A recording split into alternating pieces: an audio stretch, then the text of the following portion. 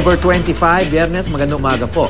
Nag-inspeksyon na ang LTFRB sa Araneta Center Bus Terminal sa Quezon City bilang paghahanda sa pagdami ng mga pasahero sa Undas. Isa ang Araneta Center Bus Terminal sa mga dinaragsa ng mga kababayan nating uuwi sa Undas at kaugnay nito may news to go si Dante Perelio. Dante!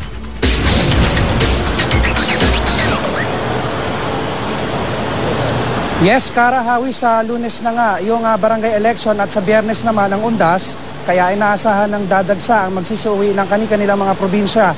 Kaya naman itong LTO at LTFRB ay nagsagawa ng sorpresang inspeksyon sa mga bus terminals dito sa May Cubao, Quezon City.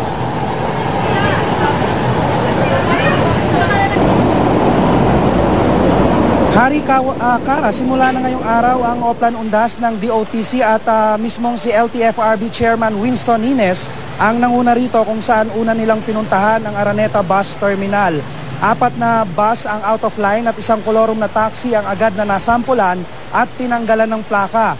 Binigyan din ng LTFRB ng letter of compliance ang pamunuan ng Araneta Bus Terminal kaugnay sa naunang inspeksyon na kanilang isinagawa rito. Mahigpit na rin ang seguridad na ipinatutupad sa Araneta Bus Terminal na nagsimula pa raw noong Lunes ayon sa QCPD Station 7 para labanan ng mga salisi at mandurukot. Nakaset up na ang 2 assistance desk rito na minamando ng 4 na police personnel 24 oras. May 2 ring mobile patrol car sa paligid ng terminal at 2 unit ng K9 dogs na tumutulong sa inspeksyon ng mga bagahe bukod pa sa mga private security guards. Tatagal ang security measure na ito hanggang November 4 kung kailan nakabalik na raw ang mga pasahero mula sa kanilang mga probinsya. Sa mga darating na araw naman, magtatayo rin ng assistance booth ang MMDA at Red Cross para sa libreng blood pressure, check-up at first aid. Sunod namang ininspeksyon ng grupo Hawi Kara ang 5-star bus company. Dito 2 bus ang out of line at 3 ang nagcutting trip, kaya tinanggalan rin ng plaka at di na pinayagang makabiyahe. Bukod pa yan sa multang 6,000 pesos.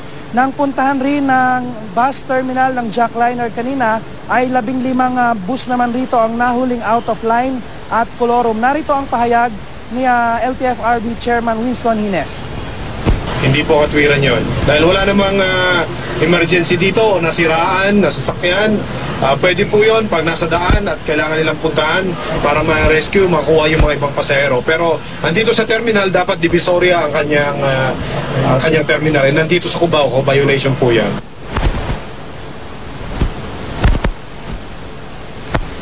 Samantala, Hawi Kara, nanawagan naman itong LTFRB sa mga pasahero nga bibiyahe ngayong barangay election at Undas na maging alerto at bantayan ang kanilang mga gamit at siguruhin rin nilang hindi kolorum yung kanilang masasakyan dahil kung sakaling maaksidente raw ito ay wala raw silang matatanggap na insurance.